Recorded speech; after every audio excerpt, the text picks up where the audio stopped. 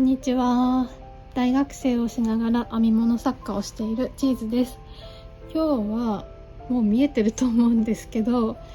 実は2回目の藍染め体験に行ってきました。今回は糸も染めてきましたよ。めっちゃ可愛い。じゃあその紹介と、あと先週今編み途中なんだっていう話をしてたバッグの紹介もしようと思います。よかったら編み物や家事のお供に聞いてくれると嬉しいです。じゃあまずどうしようかな。じゃあ先にこの先週編みかけって言ってた方のバッグを紹介しようと思います。よいしょ。じゃーん全然見えないけど、じゃーん。バッグ作りました。ポシェットですね。これは先週も使った毛糸を紹介したと思うんですけど、ラベルウイスターマーブルドーナツっていう毛糸を使ってます。これはクラフトハーツ東海さんで購入しました。で、あともう一種類一緒に引き揃えてるんですけど、それはのみの市で購入した毛糸を使ってます。で、制作した日にち、どれくらい制作してたかっていうと、まあ3日2、3日くらいだったかなと思います。すぐできちゃったので、先週動画撮った日にはもう完成してて、実はなのでそう動画撮った後に必死こいて編んでたので完成することができました。そして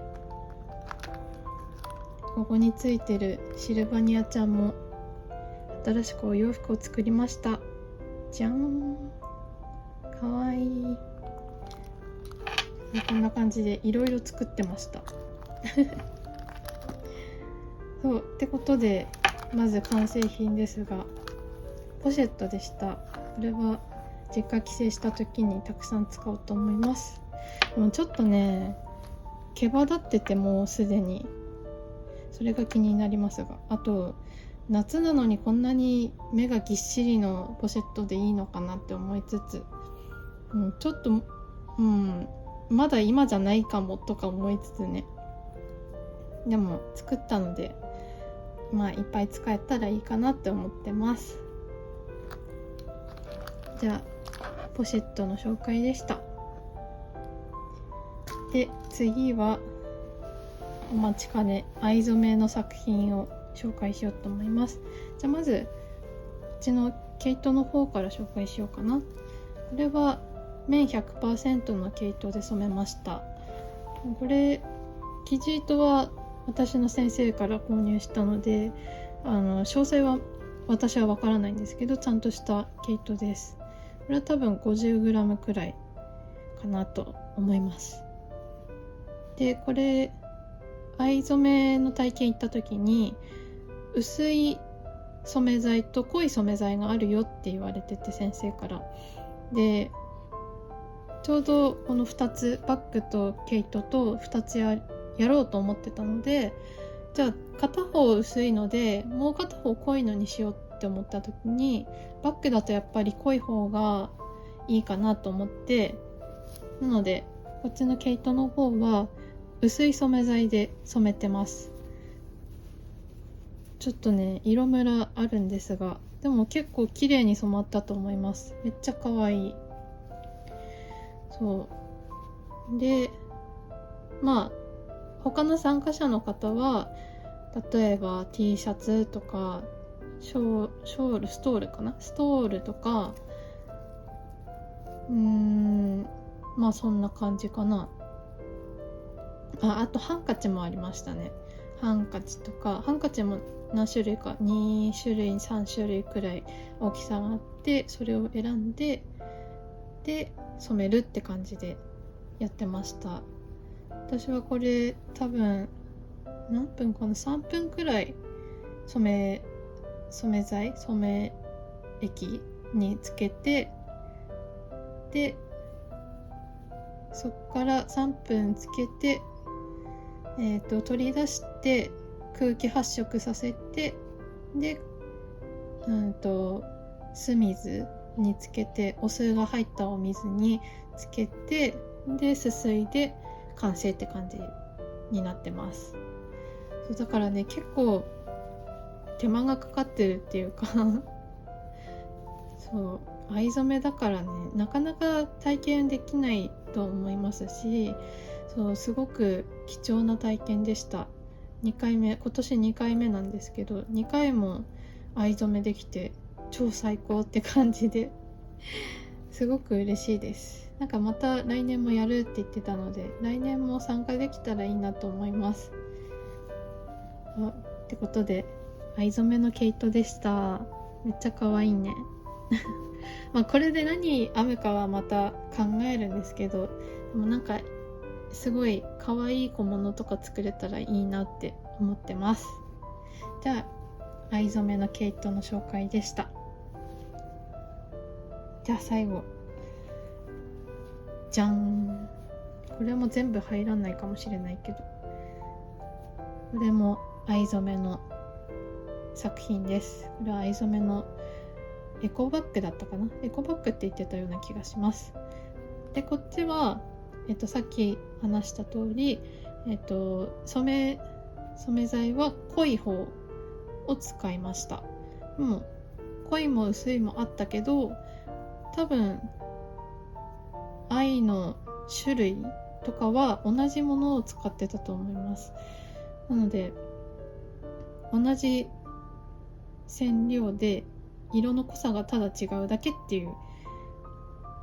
ことだと思うんですけど、これは濃い方で染めました。でこの模様なんですけど、この模様をどうやってつけたかっていう話をしたくて、これはなんかいいものないかな。ちょっと危ないですけど、このハサミでちょっと実践するんですけど、ハサミをこの真ん中に、ここに今ハサミがあるんですけど、ここの真ん中にしてクシュクシュってして、でクシュクシュってしたところをそのまま押さえて、ここを周りを紐でぐるぐるぐるぐる、縛っていって、そのままこの状態のまま染め液に浸して、で出して空気発色させて、お酢が入ったお水につけて、で水ですすいで完成って感じなんですけど、これ今ハサミでちょっと実演しましたけど、普段は割り箸を使ってこの真ん中をしてくるくるくるくるやって、で染めてます。私も今回は割り箸でやってみました。前回は何でやったかな、前回ただ紐でぐるぐるしただけだったんですけど、今回ちょっと大きいものだったので、大きいものなら紐だけじゃなくて、ここの間真ん中に割り箸入れてぐるぐるしても面白いかなと思って、こんな感じに染めたらこういう色になりましたよっていうで裏側はねこんな感じで、またちょっと薄くて、これはこれで綺麗だなと思ってて、私はこれも気に入ってます。だから裏表っていうか、どっちがどっちでもいいんですけど、好きな方好きな時に使える、表にして使えるのがすごくいいなと思って、割り箸の染め方すごく楽しかったです。他のやり方もやりたかったんですけど、ちょっとね、糸で縫ったりとか、あとビー玉入れたりとか、ちょっと難しいっていうか、後の処理がめんどくさそうだったので、糸で縫ったやつとかだと最後にその酢水に入れてゆすいで干した時に、ついてる糸を全部外さなきゃいけなくて、それが私的にはちょっとめんどくさいかもしれないと思って、今回は一番楽っていうかそうこのサイズにもちょうどいいかなと思って割り箸でぐるぐるやって染めてみました。可愛くないですか？ちょっと毛糸と全然関係なくて申し訳ないんですけど、染めも今めちゃくちゃ楽しくて頑張ってるので見てもらえると嬉しいなと思います。夏だしね、こういう藍染めめっちゃいいと思って、私もできるだけ参加したくて先生の講座とかに参加してるんですけど、もうぜひ見てほしいと思って今回編み物と関係ないんですけど染めということで紹介させていただきました。ちょっと夏休み中に自分で藍染めはできないんですけど、化学染料染めをやってみようと思ってて、それも完成したら紹介できたらいいなと思ってます。じゃあ藍染めのエコバッグの紹介でした。かわいいね。そうちょっともうちょっと喋りたいんですけど、これをねいろんなとこに持ち歩いていったんですよ。サロンとか、あと教えてくれた先生のところにもう一回行く機会があったので、その時にも糸紡ぎの先生でもあるので糸紡ぎ行った時にこれ持ってったりしたんですけど、サロンに行った時にもしかしてこれご自分で染めたんですかって聞かれて、あ、そうですって言ったらすごいお姉さんたち喜んでて、すごいすごいって褒めてくれてめちゃくちゃ嬉しかったし、私も興味あるんですって言ってもらえたのがすごく嬉しかったです。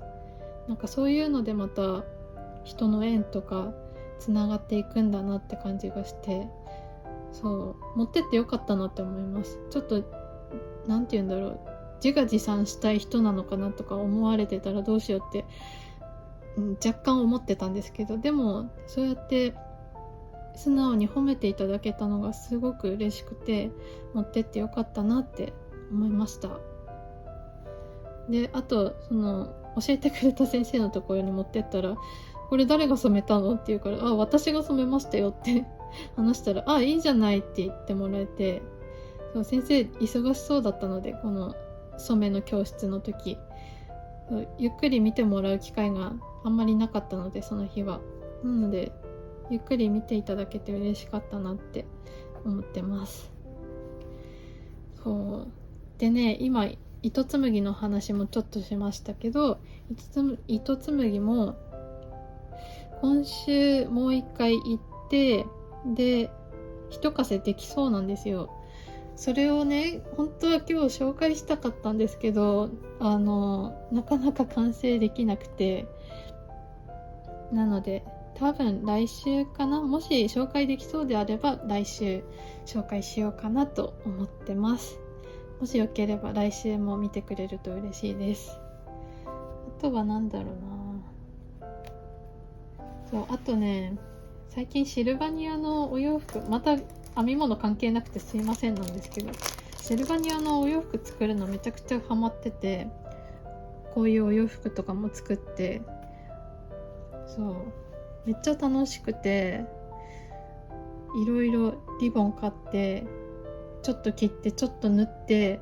でリボンとかも切って貼り付けて着せてあげたりとかしてるんですけど、すっごい楽しいんですよ。ちっちゃい生き物に何か与えてるような気分になって、そうだから今編み物も楽しいんですけど、そういう創作っていうか手芸かな、手芸もめちゃくちゃ楽しくて、そう頑張ってます8月は何しようかな。今撮ってる日が7月31日なんですけど、公開するのは8月2日かなになると思うんですけど、8月またいろんなことを挑戦したくて、とりあえず染めとか、あとそうだ、今紹介しようかな、羊毛をね先生から買ってきて、じゃん羊毛、これ多分 50g ちょっとあるんですけど、羊毛を買ってきました。これも染めようと思ってて、そう自分の販売用の毛糸を染める時にこれも染めようかなと思って買いました。先生がぜひ挑戦してみてほしいって言ってくれたので、じゃあやってみようっていうことで、今回たくさんこの無染色の洗っただけの、羊毛、羊の毛を買ってきました。すごいいっぱいあって楽しみなんですけど、染めもやったらこの毛糸毛糸じゃないや、羊毛まだどういう風に染めるのかとか全然考えてなくて、うまくいくかどうかわかんないですけど、もしうまくいって見せられそうであれば、また皆さんにご紹介できたらいいかなと思ってます。その時もぜひご覧ください。じゃあちょっと関係ないかもしれないですけど、買った羊毛のお話でした。で、あとはちょっと別名義の活動、編み物作家としての活動で、オーダーいただいたものがあったんですけど、それちょっと見せると見バレにつながっちゃうので見せられないんですけど、今月イベントに出店した時にオーダーいただいたものがあって、それも完成しました。で、母の知り合いがオーダーしてくれたので、その方には母経由で今届けようと思ってます。それもすごくいろいろ試行錯誤して、バッグだったんですけど、ショルダーの部分をちょっとアレンジしてみたりとか、大きさもオーダーなので一応どれくらい何が入るのかっていうのを想定しながら作ったりとか、そういうのをして、なんか久しぶりにその作家になってからオーダーいただいたのは実は初めてで、なる前に1回だけオーダーいただいたこともあるんですけど、作家になってからオーダーいただいたの初めてだったので、ちょっと緊張してたんですけど、やっとっていうか、なんとか完成できてよかったなって思います。なので今週は結構ね、いろんなことをしてました。藍染めだとかオーダー品の制作だとか、あとちょっと靴下も編んでましたが、靴下編みとかね、靴下のレシピパターンもそろそろ動かなきゃいけないなと思いつつ、なかなかその文章パターンにするときにどうやって伝えたらいいのかとか、そういうのに迷ってて、なかなかうまくいかなくてちょっと大変なんですけど、来月公開できたらいいかなとか思いつつ、今ちょっとずつ動いてるので、もし興味ある方はお待ちいただけたら嬉しいです。じゃあ今週はこの辺で終わりにしようと思います。ちょっといつもより短かったんですが、楽しんでいただけたでしょうか。よかったら8月編むものとか、今編んでるものとか、こんなものが完成したよっていうことをコメントで教えていただけたらとっても嬉しいです。返信させていただくので、よければコメントもよろしくお願いします。